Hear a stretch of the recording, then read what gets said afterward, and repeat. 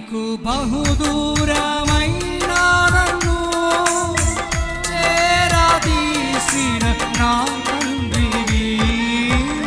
నీకు బహుదూరమైన నన్ను చేరదీసిన నా తండ్రివి.